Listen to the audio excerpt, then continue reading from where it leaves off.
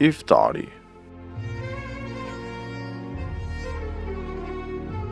Bismillahirrahmanirrahim. Agjerimi na sjell shumë begati. Ndër begatitë të cilët na sjell agjerimi është edhe gëzimi i iftarit. Gëzimi i iftarit është shumë dimensional, me që edhe pejgamberi sallallahu alaihi wasallam e ka përmend në hadithin e tij të njohur, si thot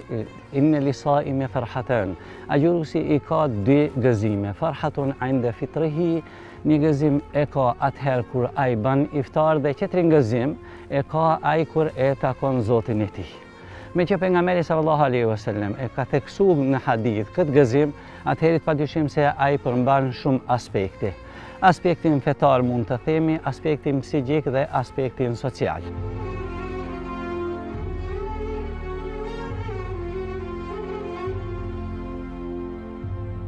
Aspekti fetar, sa i përket aspektit fetar,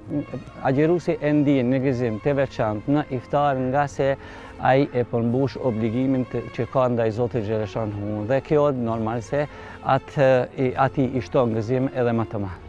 Aspekti tjetër fetar është se ai gjithmonë e pret shpërblimin te Allahu xhaleshanhu, nga se pejgamberi sallallahu alaihi wasallam thotë se Zoti xhaleshanhu do ta shpërbleje agjeruesin në mënyrë të veçantë në ditën e Kiametit nga sinqeriteti që ka ai ndërmjet tij edhe Zotit. Dhe aspekti i tretë që është fetar gjithashtu është edhe gëzimi që e ka në kohën e iftarit, kur agjeruesi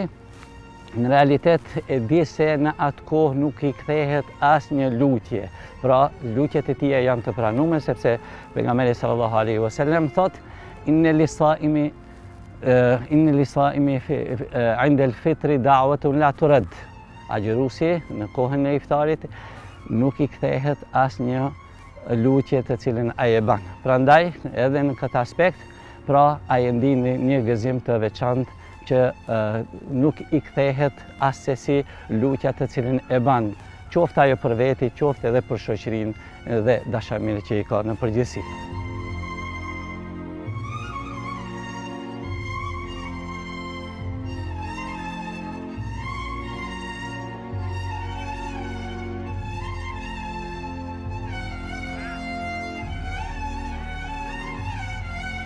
Sa i përket aspektit psiqik, padyshim se agjeruesi e ndjen në gëzim të veçantë në iftar nga se ka ngadalë ndaj unit të tij, sepse ai janë ndalu prej çështjeve esenciale të jetës, që janë ushqimi dhe pija, e kur ai ngadalën në këtë aspekt ndaj çështjeve esenciale të jetës, atëherë padyshim se e përfiton një personitet të lartë, ku ai ka mundësi më pas t'i ballafaqojë sfidat e jetës çfarëdo qofshin ata. Dhe aspekti tjetër i gëzimit të agjeruesit është se ai ndjen një gëzim të veçantë nga se ndaj begative të Zotit ku i ka në tryezë të cilën ai e ka përpara dhe i ka begatitë e Allahu xhaleshanhu. Dhe gëzimi i tretë apo aspekti i tretë i gëzimit që e ndjen agjeruesi është bashkangjitja e tij me tërë atë masë të madhe të agjeruesve apo mund të themi edhe të devotshmive dhe se ky është pjesë e tyre dhe në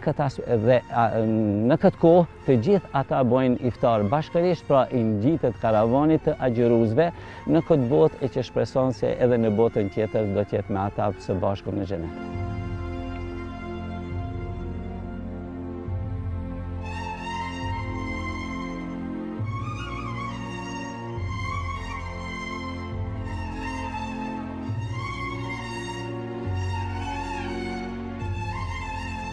Sa i përket gëzimit në aspektin shoqëror, padyshim se agjeruesi e ndjen në gëzim të veçantë në kohën e iftarit,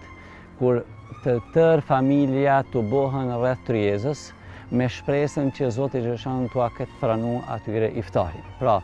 me gëzimin çdo antar i familjes e ndjen kur ato iftarin apo ushqimin e kanë bashkërisht. Gjithashtu ky gëzim vazhdon me tubimin e mysafirëve të ndryshëm e që gati se është bërë karakteristik e Ramazanit apo e iftarit që i ftojmë njëri tjetrin në Ramazan për ushqime të përbashkëta apo për iftar të përbashkët dhe ati kemi mysafir, kemi miqësi, kemi shok e dashamir e ki vetëm se çka e shton gëzimin edhe më shumë. Po edhe një aspekt tjetër në aspektin shoqëror që gëzimin e shton edhe më shumë është organizimi i iftarëve të përbashkëta në lagje të ndryshme, apo në katune të ndryshme, apo edhe në qytete, ka ndonjëherë po ndodh, po gjithashtu në kohë të fundit po kemi edhe në institucione apo organizata të ndryshme që anëtarët e institucionit apo organizatave, madje edhe shkollave, kemi pas edhe rastet të tilla, kur të bohen dhe han iftar të përbashkët, edhe kjo gjithashtu e shton gëzimin e iftarit dhe e ban më të begatshëm në gëzimin e tij. Një aspekt tjetër, jo vetëm që agjeruesit kanë gëzim për iftar, po gjithashtu i shohim apo në realitet i gjejmë edhe fëmijët të cilët ende nuk e kanë moshën e agjerimit, edhe ato e ndjejnë një gëzim të veçantë, nga se dalin në obor për ta ndëgjuar për t'i pa dritat e minorës apo për ta ndëgjuar ezanin në atë kohën e iftarit, dhe nëse janë më shumë se një, padyshim se ato edhe bojnë gara cili prej tyre të vjen në ta jep lajmin e gëzueshëm për ardhjen e iftarit apo për hyrjen e kohës së ngrënjes. E lutem Zotin xhaleshanu që të na bëjë të gëzueshëm me iftaret e tona, po gjithashtu jo vetëm se në këtë botë, po të na gëzoj edhe në botën tjetër që të jemi të përbashkët dhe na shpërbleft me këtë agjerim në xhenetin Firdaus neve dhe gjithë muslimanëve.